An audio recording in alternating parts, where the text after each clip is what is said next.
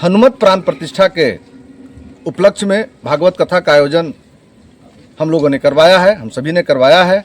और ये आयोजन प्राण प्रतिष्ठा को लेकर किया गया था। आज चौथे दिन विधि विधान से मंत्रोच्चारण के साथ आप मंदिर के शीर्ष पर देखेंगे जहां बजरंगबली का मूर्ति था, वो मूर्ति विखंडित था। आज उसको रुपेश पाठक आचार्य द्वारा मंत्रोच्चारण के साथ उसको स्थापित किया गया।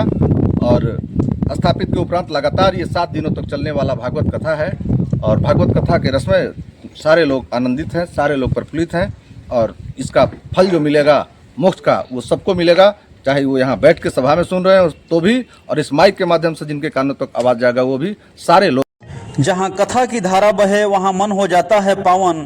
उमगा मंदिर में बस गए आज साक्षात हनुमान जी। जिस धरा पर गूंजे भागवत कथा का नाम, वहीं उतर जाते हैं खुद श्री कृष्ण, श्री राम और श्री हनुमान।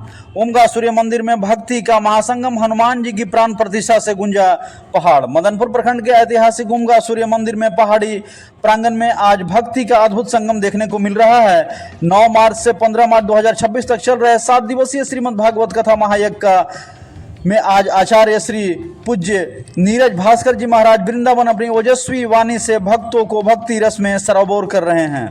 कभी उपेक्षा और अव्यवस्था का शिकार रहा मंदिर आज नए रूप में चमक उठ रहा है। मंदिर परिसर की रंगाई पुताई, साफ सफाई, फूल मालाओं से भव्य सजावट और श्री हनुमान जी की नई प्रतिमा का प्राण प्रतिष्ठा ने पूरे वातावरण को आध्यात्मिक ऊर्जा से भर दिया।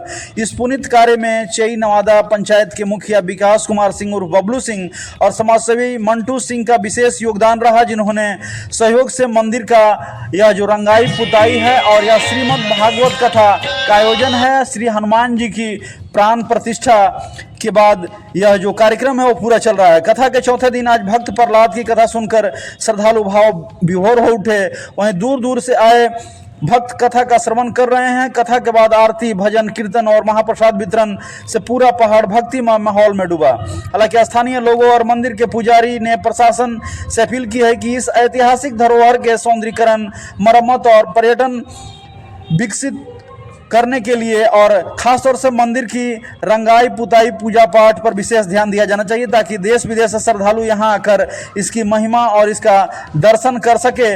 क्योंकि उमगा की पहाड़ी आज कह रही है, जब समाज जागता है तो इतिहास भी फिर से चमक उठता है। आपको बता दें कि उमगा की पहाड़ी पर गूंजती भागवत कथा यह संदेश दे रही है कि भक्ति, आस्था और सामाजिक सहयोग से किसी भी धरोहर को नई पहचान दी जा सकती है। और सभी लोग काफी भक्ति भाव से श्रीमद् भागवत कथा का श्रवण करते हुए, भजन कीर्तन सुनते हुए और महाप्रसाद का भव्य लुत्फ उठाते हुए इस कथा को उमगा पहाड़ पर सुनते हुए हनुमान जी की मूर्ति की प्राण प्रतिष्ठा और मंदिर की रंगाई पुताई से सजा यह अद्भुत भागवत कथा बेहतरीन दृश्य में यहाँ दिख रहा है। ये जानते हैं कि किस प्रकार श्री भागवत कथा में आए हुए यहाँ संत ने बताया।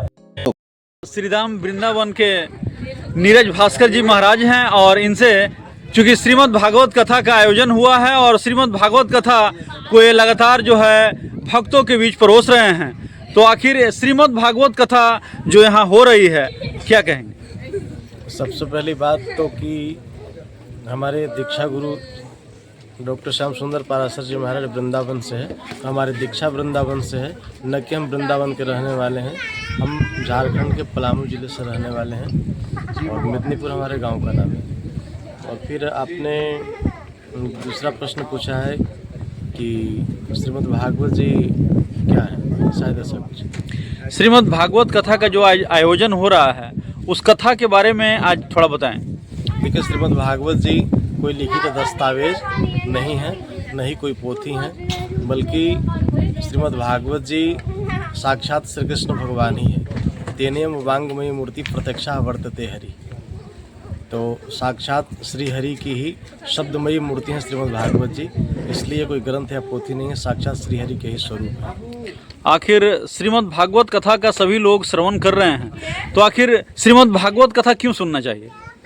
देखिए, श्रीमद् भागवत कथा सुनने के लिए व्यक्ति अपनी मनोकामना के अनुसार, ये कल्पतरु है, तो जिस प्रकार से कल्प वृक्ष के नीचे बैठ करके, ऐसी मान्यता है कि कल्प वृक्ष के नीचे बैठ के व्यक्ति जिस भी चीज़ का चिंतन करे तो कल्पतरु उस वस्तु को प्रकट कर देती है। तो श्रीमद् भागवत जी भी बिल्कुल उसी प्रकार से हैं। व्यक्ति जो कामना करके श्रीमद् भागवत जी का आयोजन करवाना चाहे, श्रीमद् भागवत जी वो सारे मनोकामनाएं सिद्ध करते हैं। इतना ही नहीं बल्कि कल्पतरु से भी अधिक श्रेष्ठ यह है कि कल्पतरु तो इच्छित वस्तुओं की पूर्ति करता है परंतु भगवान का साक्षात्कार नहीं करवाता, परंतु श्रीमद् भागवत जी भागवत साक्षात्कार भी करवा देते हैं। चूँकि 7 दिनों की कथा है और 7 दिनों की कथा में आज किस प्रकार की कथा हुई? आज ब्रह्मकथा विभिन्न मनवंतरों की कथा हुई, वर्णाश्रम धर्म की व्याख्या हुई और श्री प्रहलाद जी का चरित्र, ये भगवान श्री कृष्ण के जन्मोत्सव तक की कथा आज हुई। क्या कहेंगे सभी भक्तों के लिए?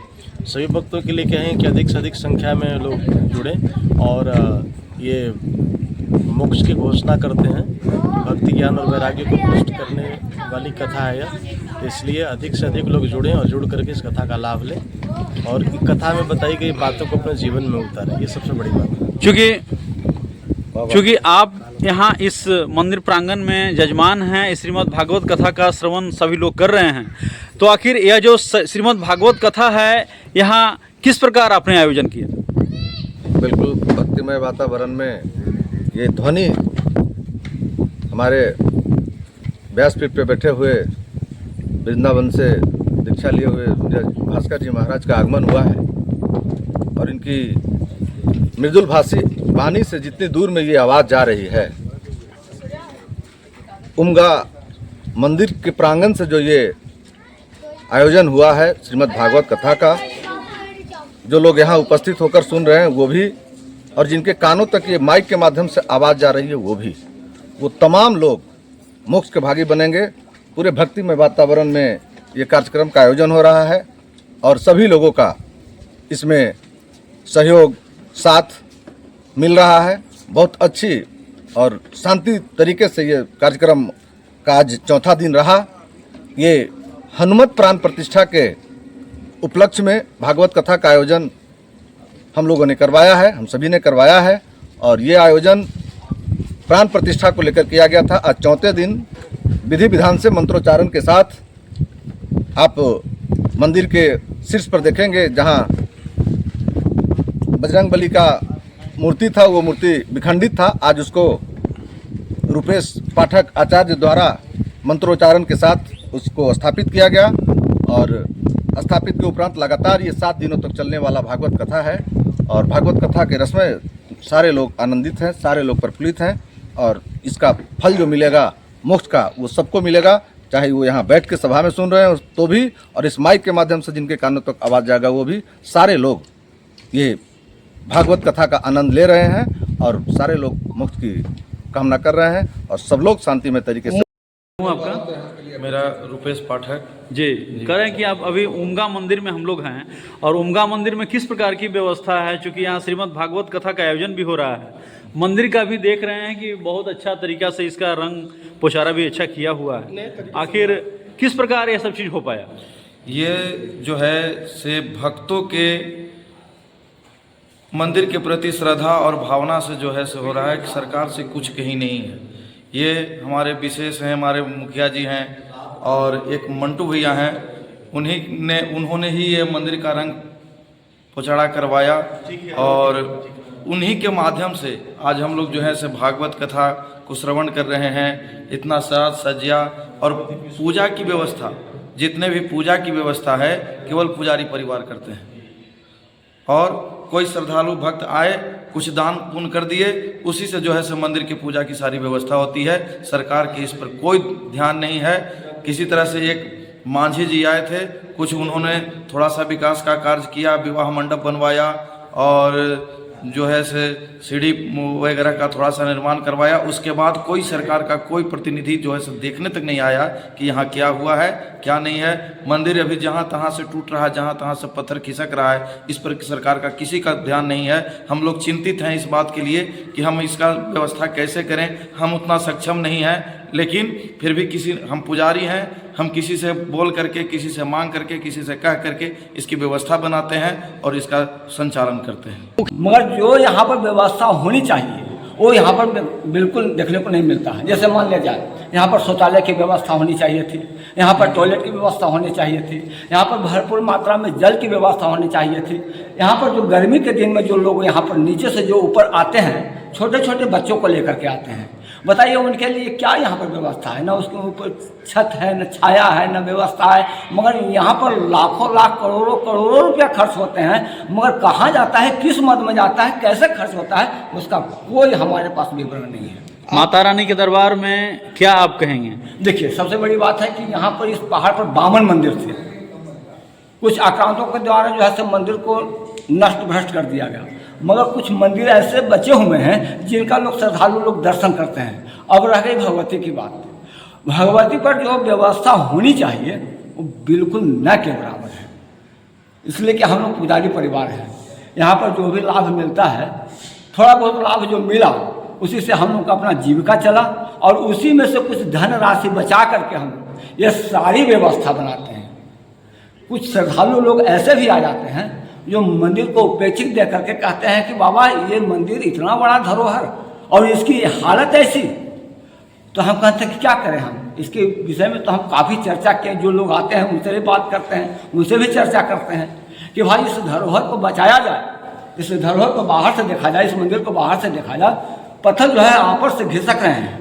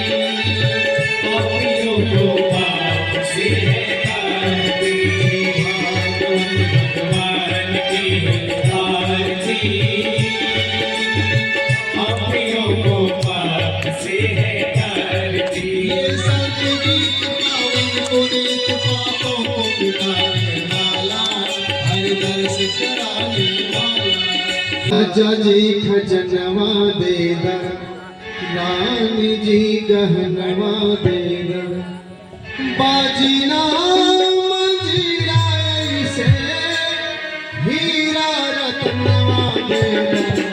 राजा जी खजनवा देगा, रानी जी गहनवा देगा, राजा जी खजनवा देगा, रानी जी गहनवा देगा।